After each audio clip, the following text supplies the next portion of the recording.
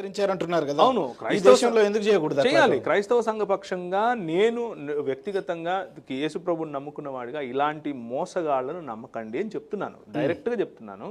ఆయన క్రైస్తవ పాస్టర్ అయ్యుండొచ్చు, ఇంకేదో అయ్యుండొచ్చు, కానీ మోసం చేస్తున్నాడు. కళ్ళు మూసుకొని క్రెడిట్ కార్డు నంబర్ చెప్తున్నాడు అని అంటే అది క్రెడిట్ కార్డు నెంబర్ ఎందుకు చెప్తున్నాడు అని అంటే మోసం చేయడానికే చెప్తున్నాడు. మీ డబ్బులే ఆయన ఇంట్రెస్ట్, నంబర్ 1. నంబర్ 2, మీకు ఆ కాళ్ళు ఏదేదో ఉపయోగించేది బర్రె అభిషేకం అంట.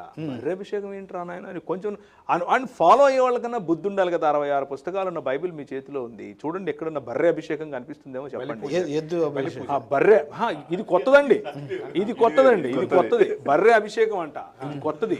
ఎద్దు అభిషేకము, బర్రె అభిషేకం, కొత్త ఎన్ని అంటే అవతలోడి దుకాణంలో లేదు, నా దుకాణంలో ఉందని చెప్పాలి కదా. అందుకు ఎవడూ చెప్పంది నేను చెప్పాలి.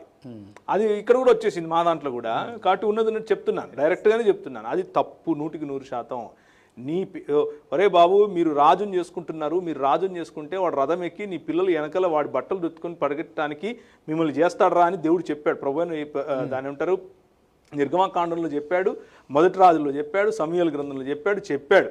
ఇదే జరుగుతుంది ఈరోజు. మీరు రాజులు చేసుకోండి, వీళ్ళందరినీ నెత్తిని పెట్టుకోండి, మీ పిల్లలను తొక్కుతారు వీళ్ళ వెనకాల మీరు పరిగెడుతూ ఉండాలా. వాళ్ళ సామాన్లు మోయాలి, వాళ్ళ బైబిళ్ళు మోయాలి, వాళ్ళ చెప్పులు మోయాలి. వాళ్ళకు మీరు కేవలం బానిసలుగా మాత్రమే కనిపిస్తారు. Don't fall in to the trap. ఆ ట్రాప్కు పడిపోకండి. క్రైస్తవంలో కూడా మీరు అన్నట్లుగా రవి గారు ఏదైతే పేరు చెప్తున్నారో మీరు అలాంటి వాళ్ళు ట్రాష్. అలాంటి వాళ్ళు క్రైస్తవ సమాజానికి ఏమాత్రము న్యాయం చేయలేరు, క్రైస్తవ సమాజానికి సేవ చేయలేరు. వాళ్ళు కేవలం మిమ్మల్ని భ్రష్టు పట్టించడానికే ఉన్నారు, వాళ్ళు మిమ్మల్ని గబ్బు పట్టిస్తారు. ఇంకా చెప్పాలంటే మనం చెప్పాను, చెప్తూ ఆగాను. ఒక ఆయన వచ్చాడు సంచేసుకొని వచ్చి చూసి అంతా ఇట్లా చూశాడు, ఇంత కలి చూసి అంత బాగుందిన తర్వాత పక్కకి వెళ్ళిపోతూ మా అమ్మకు పిలిచి చెప్తున్నాడు. మా అమ్మ అంటే పాతకాలం వాళ్ళు తొందరగా పడిపోతారు కదా ఇలాంటివి. అంత బాగుంది కానీ సిస్టరు అది అక్కడ ఇది ఈ డోర్ ఇక్కడ ఉండకుంటే నీకేంట్రా నాయన, ఏ డోర్ ఎక్కడ ఉంటే ఇప్పుడు నువ్వు బైబిల్ చదివేవాడివి కదా, నీకు డోర్ ఇక్కడుంటే ఏంటి, నీకు లింక్ ఏంటి? మధుసూదన్ గారు చెప్పినట్లుగా ప్రశ్నించే గుణము అన్నది క్రైస్తవ సమాజంలో అసలు నేర్పిందే క్రైస్తవ సమాజం, కానీ క్రైస్తవ సమాజానికి కూడా లేకుండా పోయింది, మర్చిపోయారు.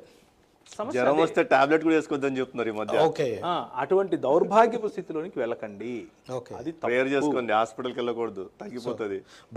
బహిష్కరించండి అని మనం చెప్తా ఉంటే ఆఖరికి నిలదీసి ఇంత గట్టిగా మీరు చెప్తున్నారు కాబట్టి మిమ్మల్ని బహిష్కరించే పరిస్థితి వచ్చేటట్టుగా ఉంది.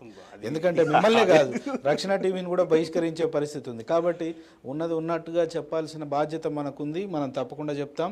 అది ఎవరికైనా చెప్తాం, మన వాళ్ళకు కూడా చెప్తాం. వాళ్ళు వేరే